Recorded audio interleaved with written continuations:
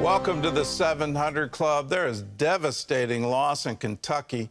Catastrophic flooding has claimed the lives of 28 people, including 4 young children, swept away from their parents' arms. The death toll is expected to rise as more rains hinder search and rescue operations. Meanwhile, many survivors lost everything they owned in just a matter of minutes. Dale Hurd has the story. Search and rescue operations are ongoing in eastern Kentucky, where dozens are still missing from devastating floods, and the number of dead could rise significantly. Parts of eastern Kentucky received between 8 and 10.5 inches of rain in just 48 hours, creating flash flooding that swept away what little some people had, their homes. I had my whole life saved it. I ain't got nothing.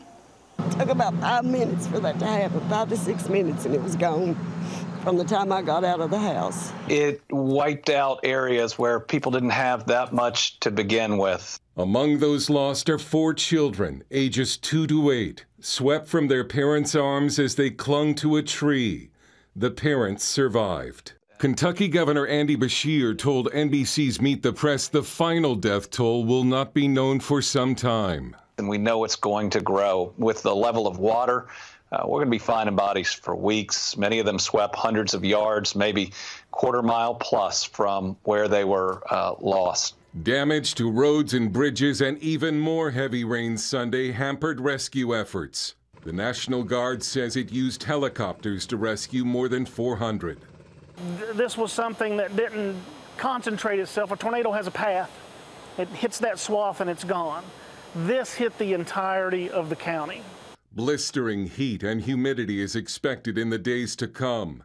Shelters have opened to hundreds of homeless. The White House has declared a federal disaster to free up direct relief money to more than a dozen Kentucky counties.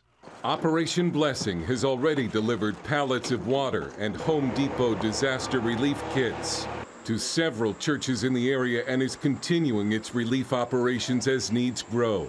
Pastor Jason Adair says the supplies are desperately needed. These communities, number one, are already in poverty-stricken areas. They were already struggling. Not just our community, but 8 counties around us have been devastated by the flood.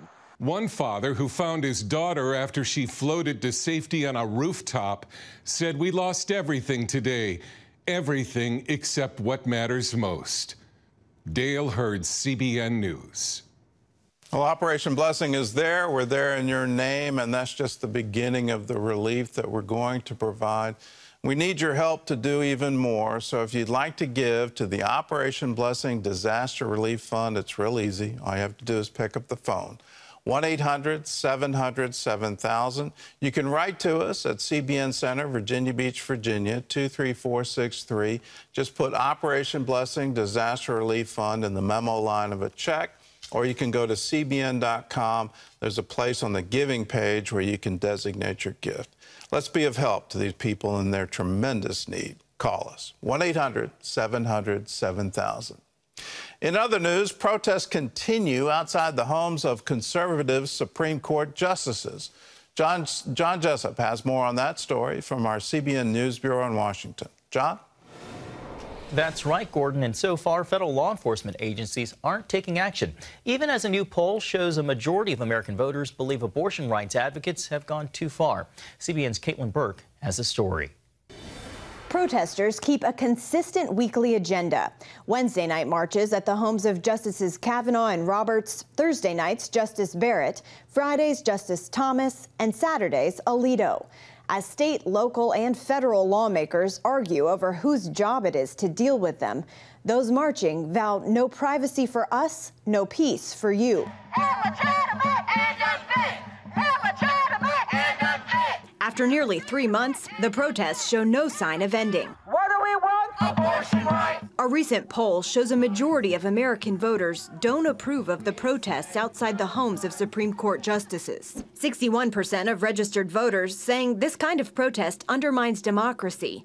58% want Attorney General Merrick Garland to enforce a federal law prohibiting them. There's a federal statute designed to protect not just judges and justices, but also prosecutors and witnesses in federal court and in federal trial. While Garland initially helped the justices get around-the-clock security, there's been only silence since then from the Justice Department.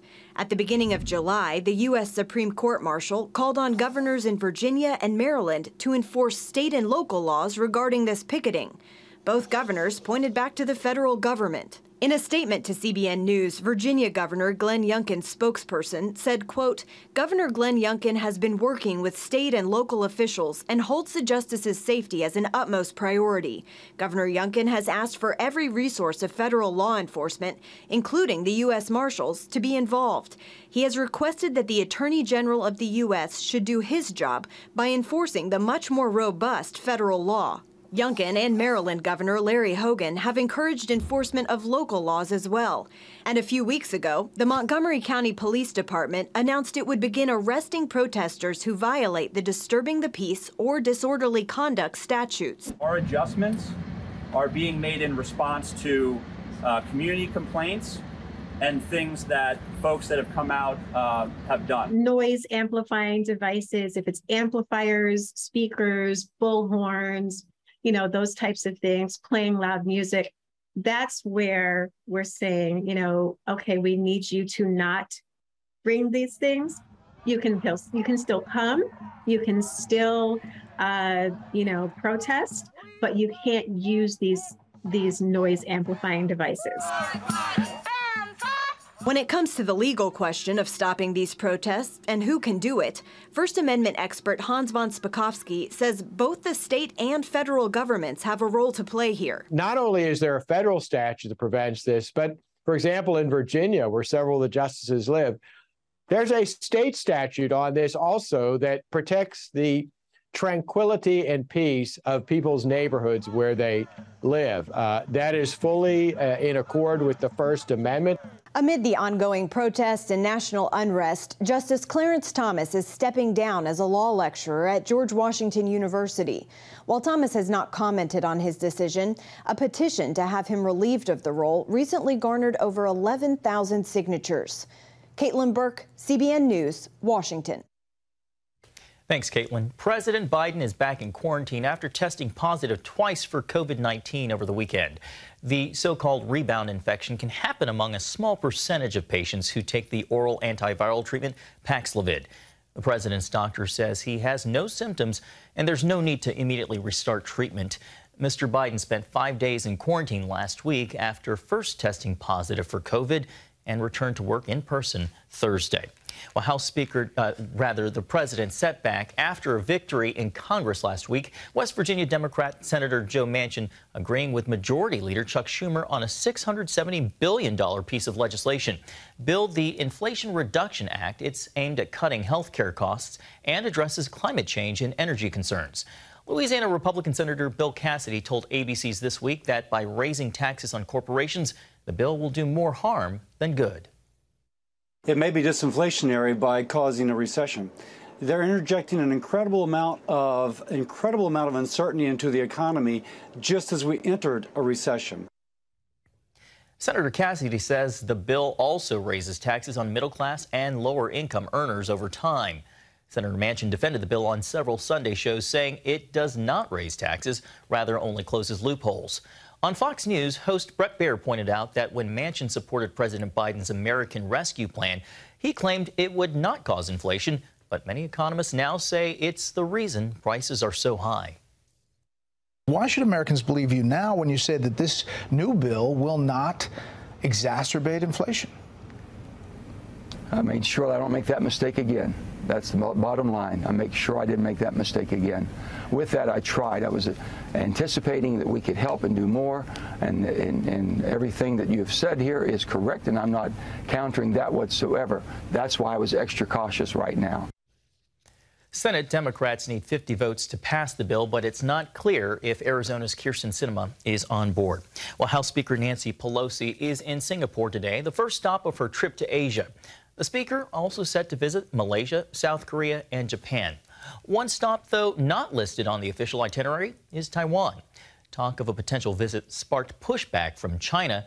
CNN reports both a senior U.S. official and a Taiwanese official say she is expected to make the trip. If she does, Pelosi would be the highest-ranking U.S. official to visit the island in 25 years.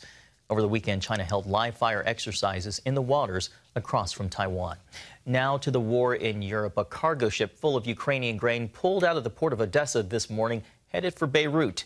It's the first shipment to leave the country since Russia's invasion in February.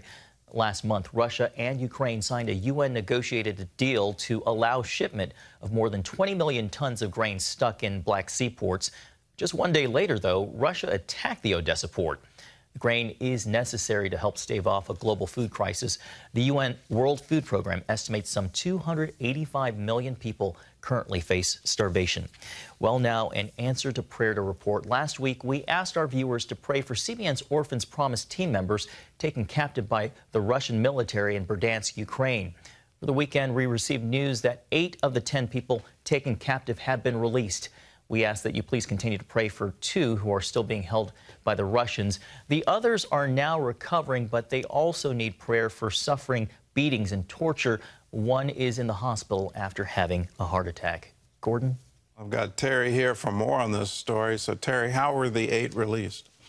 You know, I think that they took them in. They checked people over to see whether they have anything on them, or either paper-wise, or also even a tattoo of any kind that would indicate that they might be a part of the Ukrainian. Why are they looking at tattoos? Well, you know, there is a symbol, the Ukrainian symbol for freedom, which, you know, would kind of be like in America having a symbol of the American flag or something like that. So lots of people could have that tattoo on them. An eagle, exactly. And so those people are kept. And then there was a place, a specific place where they were keeping a lot of people who had been captured and where they were being tortured and held. And of course, they'd been saying all along that this is being done by Ukrainians, which makes no sense. But they bombed that place. Everybody in the place was killed. Everybody. It was totally decimated. I read yesterday that some people were saying there was a bomb from within, which, you know, would have not been planted by the Ukrainians. But all of those people that had been tortured. How in the world do you get a bomb inside? Yeah. Yeah. So, I mean, there's just such inhumanity that is being foisted upon people who are prisoners of war, and not just people who are prisoners of war. Men and women on the street who are being captured, women, I mean, some of the things you can't even talk about on TV that are being done to people, and you just don't understand. Fight a war, but why? Why would you torture people the way they're being tortured? How much of the current propaganda within Russia is playing a role in these war crimes? Because what they're saying is they're fighting Nazis. Yeah.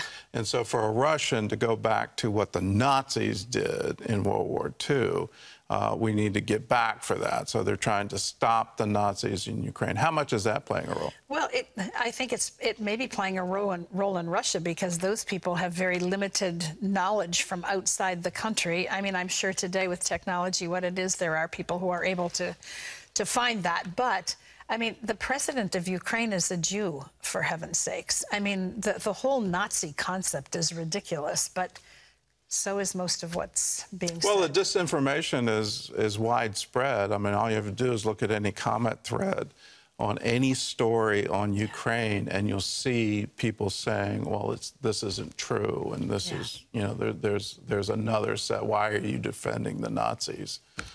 So it just seems to be ongoing. What about the 2 that remain captured? To my knowledge, I believe they may be the 2 people who came from Mariupol, who had been already through so much. They had been captured and escaped and got out, and were just trying to get to a part of Ukraine that's not occupied. I'm not positive about that, but I believe they are the 2 that are still there.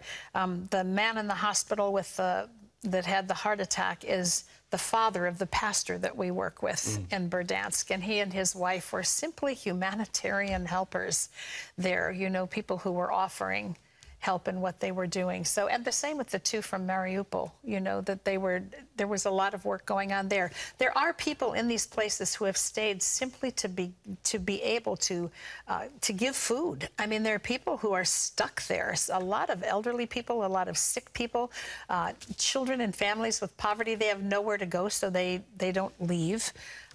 So just a lot of prayer needed for justice and mercy and for God to intervene. Thank you for... And we need to pray. Yes. We need to pray fervently for Ukraine and for Russia, that their eyes would be opened as to what is truly happening on the ground. Absolutely. Yeah. Absolutely. This war needs to stop. Yes, it does. It does.